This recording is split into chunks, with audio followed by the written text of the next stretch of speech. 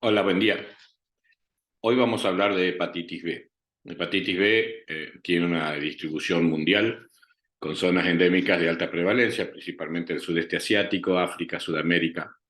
La transmisión puede ser parenteral, sexual, madre-hijo y otras, y es una hepatitis de la que puede hacerse crónica. Existen 350 millones de casos acumulados en el mundo, con 30 a 40 millones de personas conviviendo con hepatitis B crónica. El 25 al 40% de las personas que tienen hepatitis B crónica fallecen por cirrosis o por hepatocarcinoma. Hay 300.000 casos por año de hepatitis B en relación al hepatocarcinoma y es la segunda causa de cáncer luego del tabaco. Esto, de a poco en lo que es el mundo más avanzado, se está cambiando gracias a la aparición, o sea, a la aplicación de la vacuna. Desgraciadamente, la gran mayoría de las personas que conviven con hepatitis B, que están en el sudeste asiático y en África, son personas que no acceden a una tasa de vacunación muy importante.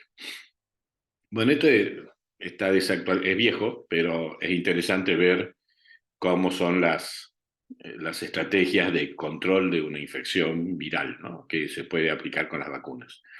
Fíjense que en 1981 se desarrolla la vacuna, eh, pero el primer cambio en lo que es la curva de crecimiento de los casos de hepatitis B ocurre cuando se empieza a trabajar con el uso de jeringas. Esto es gracias a la explosión de la pandemia de VIH, que se empieza a trabajar en el cuidado del sexo seguro y el uso de jeringas, no compartir jeringas para la adicción endovenosa, es que empieza a haber un descenso en la tasa, en la aparición de casos de hepatitis B. Después se empieza a hacer el screening obligatorio de las embarazadas, con lo cual desciende rápidamente los casos de hepatitis B de transmisión vertical, y finalmente, bueno, con la vacunación del recién nacido y la vacunación de los adolescentes es cuando más se avanza en el descenso de los casos de hepatitis B en Estados Unidos. Bueno, los presento al virus. Es un virus de la familia Hepatnaviridae, género Hepatnavirus. Tiene una estructura que es un genoma DNA doble cadena incompleta. La cadena completa tiene polaridad positiva y la cadena incompleta polaridad negativa. Hay dos enzimas que son importantes, que son la DNA polimerasa y la proteína quinasa, y tiene una forma esférica, mide 42 nanómetros de diámetro y también se denomina partícula de Dehn. Tiene una envoltura con moléculas lipídicas que son de la membrana citoplasmática del huésped, con proteínas propias del virus, que son el antígeno de superficie, que es el sitio con el cual se une al hepatocito. Eh, el, el virus tiene como órgano blanco o como célula blanco el hepatocito, pero también se ha encontrado que puede estar incluido en células del riñón, por ejemplo, y en otros órganos, como en el vaso. Después tenemos el core, que tiene proteínas de nucleocápside, el genoma y un complejo polimérico, que, bueno, es la nucleocápside, ¿no? Y la simetría del virus es icosaédrica. Hay cuatro antígenos que son importantes, que es el antígeno de superficie, el antígeno core, que ese no nunca lo vamos a encontrar porque está dentro de la nucleocápside y nunca está expuesto al suero si es hasta que no se rompe el virus, entonces ya se desarma ese antígeno. Está el antígeno E, que es un antígeno que aparece fuera del hepatocito y habla de una replicación activa del virus. Y la proteína X, que es una proteína que participa directamente en la replicación viral. Es un virus envuelto y, como dijimos, la cadena de polaridad negativa es completa y la cadena de polaridad positiva es incompleta. También se generan partículas esféricas más pequeñas que están formadas nada más que por envolturas y por proteínas de la superficie y que no son infectivas. es mucho mayor la cantidad de estas partículas, que tiene una relación de 1 a 1000 a 1 a 10.000 por cada virión vivo. Por lo tanto, y la función que tiene es principalmente elevación de la respuesta inmune. Es decir, son partículas que lo único que tienen propio del virus son el antígeno de superficie, que van a captar anticuerpos antisuperficie que estén circulando, y de esa forma, cuando salga el virus completo, hay menos chance de que ese anticuerpo bloquee el antígeno de superficie del virus y pueda continuar la infección. El ciclo biológico celular es importante en hepatitis B porque es especial y lo tenemos que conocer. Se absorbe a la célula por medio del antígeno de superficie, ingresa a la célula por fusión o por endocitosis, se fusiona la envoltura y libera la nucleocápside dentro del citoplasma celular. Ahí se produce el desnudamiento de la nucleocápside, se libera el DNA viral ingresa al núcleo y se forma lo que se llama un DNA circular covalente cerrado.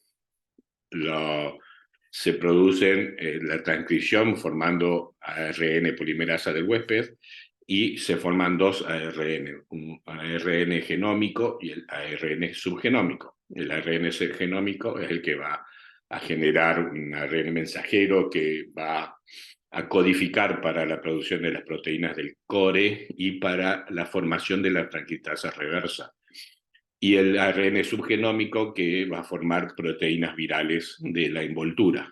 El ARN pasa al citoplasma, el ARN genómico se encapsida dentro de la nucleocápside viral como ARN y ahí junto con la transcriptasa reversa. Dentro de la nucleocápside, en el citoplasma, se produce la transcripción reversa, es decir, a partir del ARN se forma una cadena de DNA.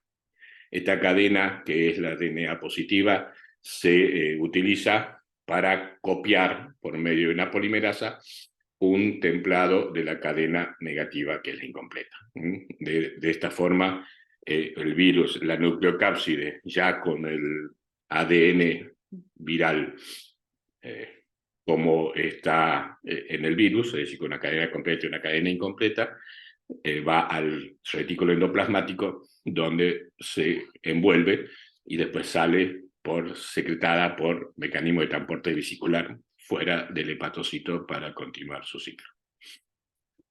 Bueno, ¿qué tipo de infección produce? La infección puede ser por cualquiera de las vías, ya dijimos que era por vía sexual, vía parenteral o madre-hijo, y hay otro grupo, hay otro número de contagios que no específicamente está definido cuál es. Tiene predisposición por los hepatocitos. El 90% de las infecciones tiene una resolución espontánea, es decir, logra controlar el organismo la infección por medio de su sistema inmune naturalmente. Y el 10 al 12% puede pasar a tener una infección crónica o persistente. Esta infección crónica es la que puede llevar al cirrosis o al carcinoma hepatocelular. El carcinoma hepatocelular se puede provocar cuando el DNA está libre dentro del citoplasma y genera producción permanente de virus, o está integrado al genoma del hepatocito, que esto es la situación de mayor riesgo para evolucionar hacia el carcinoma hepatocelular. En la etapa aguda o al inicial de una infección crónica, el genoma completo produce viriones infectivos. El genoma integrado en general es defectivo, es decir, no produce, tiene baja infectividad, no tiene gran capacidad de producir o sea, de producir replicación viral. Aparece los anticuerpos anti-E, es decir, hay poca replicación, pero sí existe el riesgo de la cirrosis y el carcinoma hepatocelular.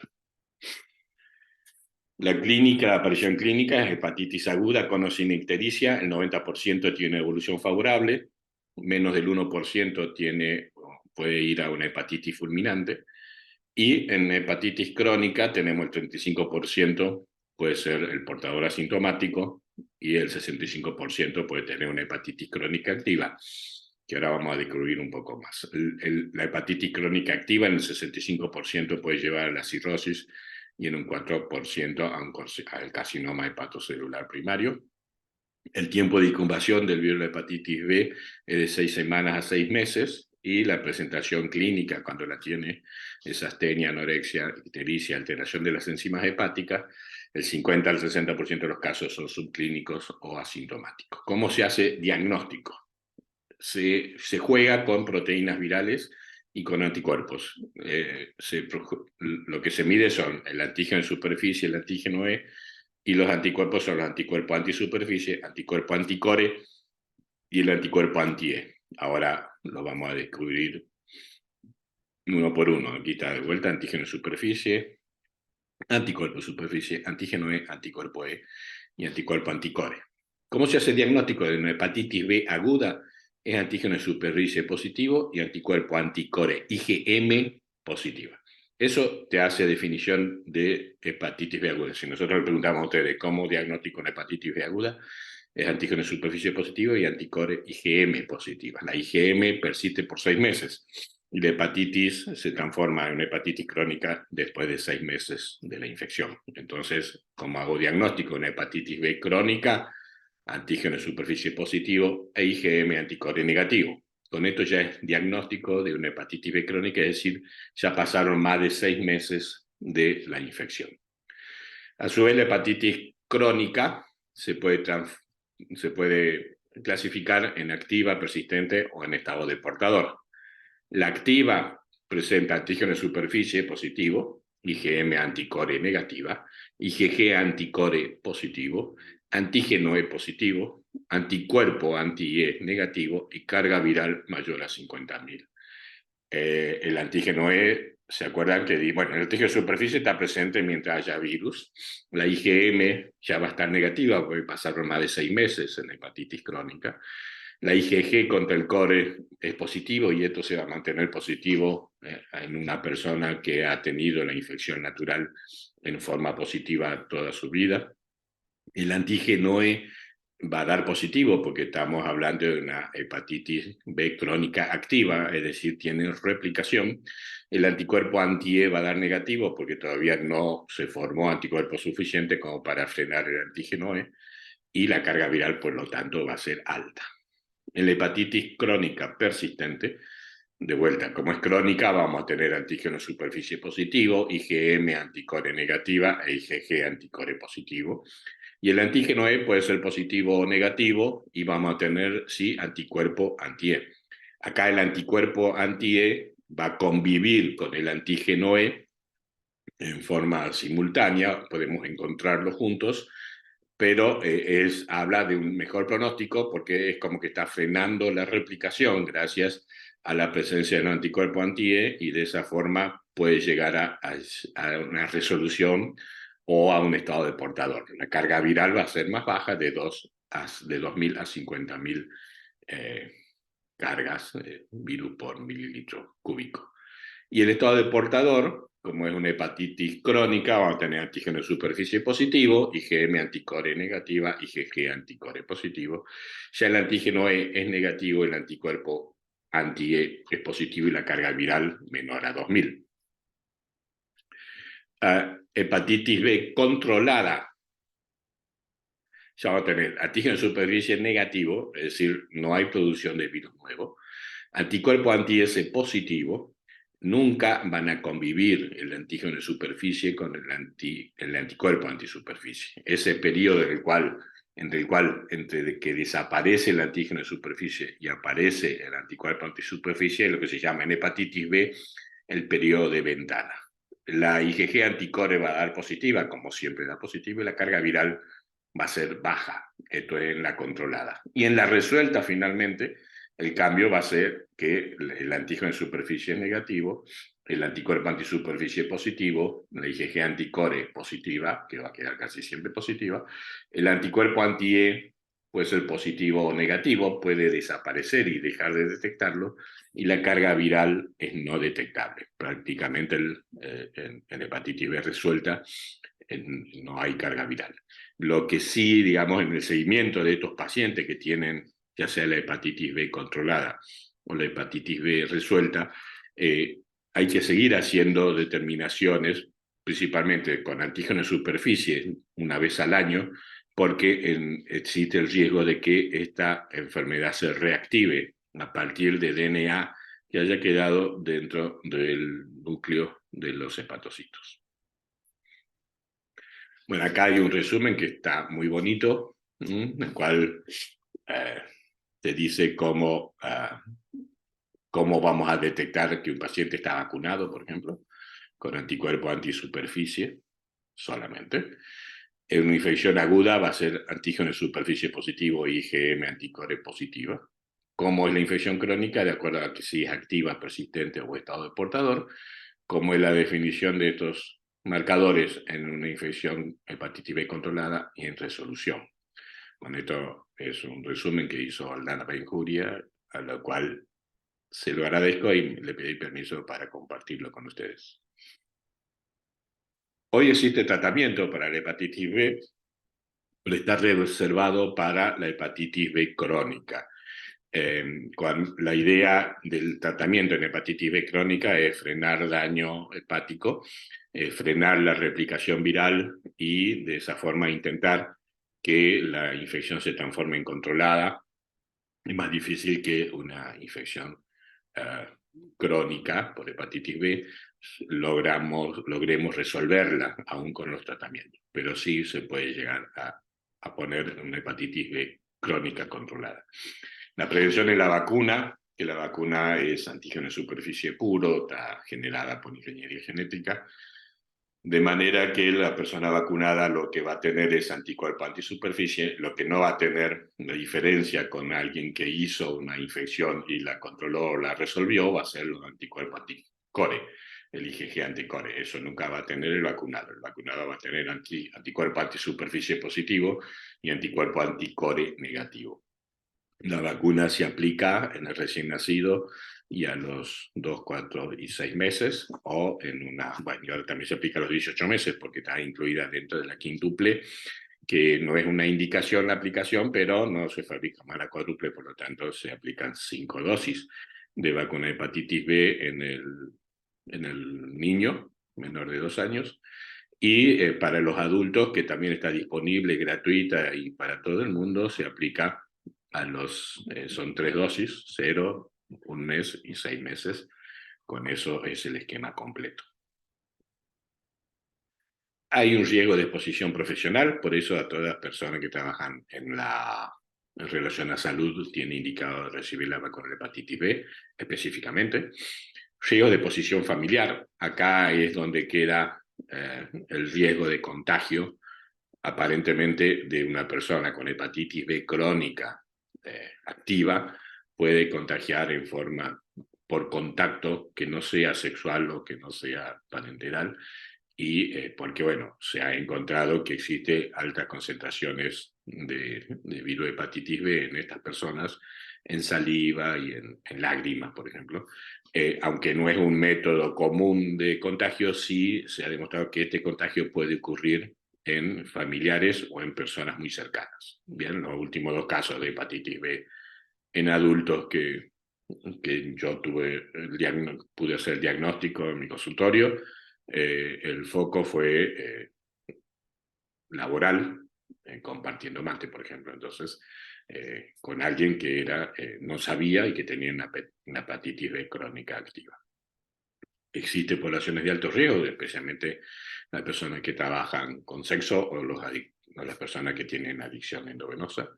Y bueno, y el riesgo general de la calle, que hoy por hoy en Argentina, por suerte, está disponible la vacuna para todo el mundo, pero hay poca indicación de parte de los médicos generales y de adultos. Así que bueno, les sugiero a ustedes que cuando lleguen a ser médicos, vacunen a todos sus pacientes contra la hepatitis B.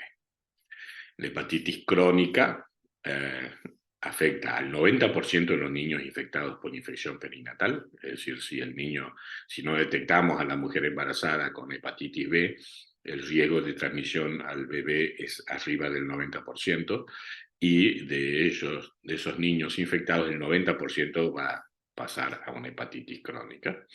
El 30% de los niños de 1 a 5 años infectados después del parto, que son la población más vulnerable de contagiarse de alguien con hepatitis B crónica activa en la casa sin tener un contacto sexual. y solamente el 2 al 6% de las personas en contacto fuera del parto posteriormente pueden llegar a la hepatitis crónica. Bueno, un poco acá termina nuestra charla y cualquier duda estoy a vuestra disposición.